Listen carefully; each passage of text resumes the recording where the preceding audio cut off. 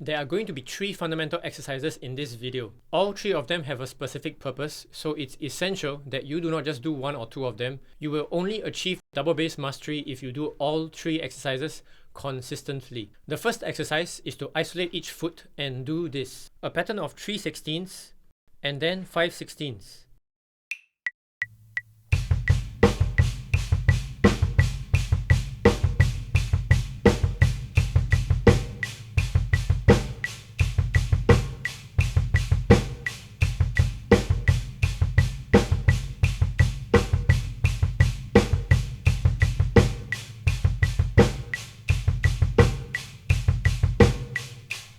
This exercise makes sure that your weaker foot cannot hide behind your stronger foot, and your weaker foot is probably the reason why you can't play double bass patterns. So isolate your feet and work on them separately.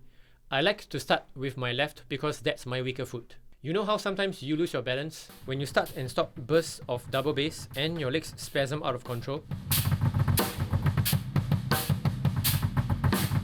That's because you use extra energy to lift your legs to make the strokes before coming to a rest, and that affects your body's balance. If you don't believe me, try this. Lift both legs up and try to suspend them in the air.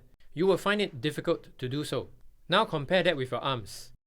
You can lift and suspend them with ease because they do nearly nothing to affect your body's balance. So that exercise we just did allows you to control 3 to 5 stroke bursts so that the muscles in your body build the necessary balance required to start and stop any double bass pattern. The second exercise is alternating double bass in this 1-bar pattern, followed by this 2-bar pattern.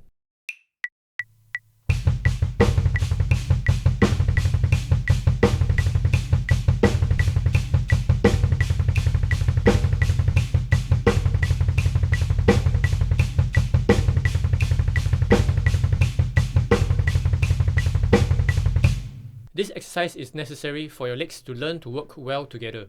You also want to become comfortable switching between bigger subdivisions and smaller subdivisions because most songs are like this. And once again, that also challenges your body's need to build the correct muscles for balance. So this exercise also helps to fix those problems. The third exercise also isolates each foot and playing 1 bar of 8s followed by 1 bar of triplets like this.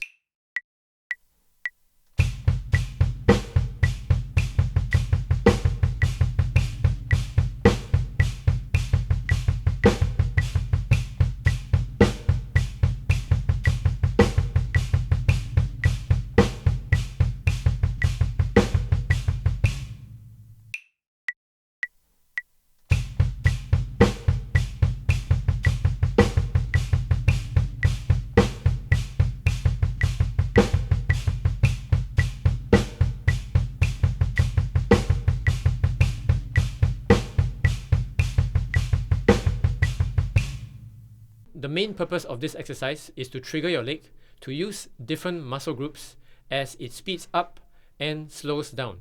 When you first do this, you might have your foot spazzing out of control when you switch.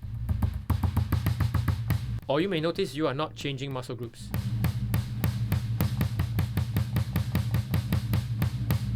Or you might not get a constant, steady stream of notes. All of that is part of the process. Given enough practice and consistency, your weaker calf muscles will get stronger and be able to join in the work, and slowly, your thighs can then take a back seat. Also, it might be a good idea for you to purposely try to trigger your calf muscle by going faster but with less pressure on the footboard. Sort of like making the beater swing without the need for the beater to hit. And once you build up the strength and comfort in that motion, you can train to increase its power till you get actual strokes.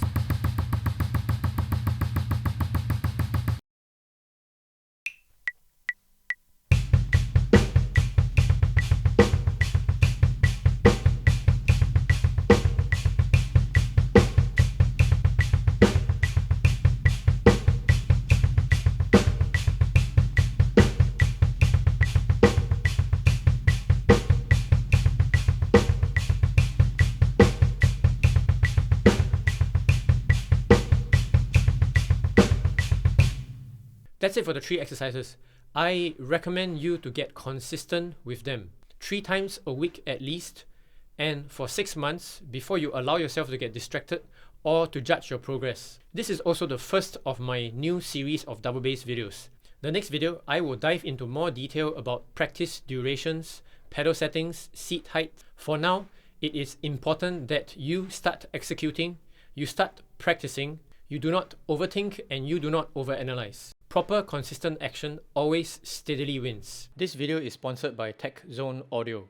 They have very kindly sent me this mic here, which is a Stellar X3, and everything you hear in this video is recorded just with this. All the drumming exercises and my voice. Now, I'm not asking you to buy this mic because I honestly need more time to review it, but in my limited time shooting just this video, I'm pretty happy with the results. Wish you all the best on your double bass journey, and don't stop dreaming and don't stop drumming.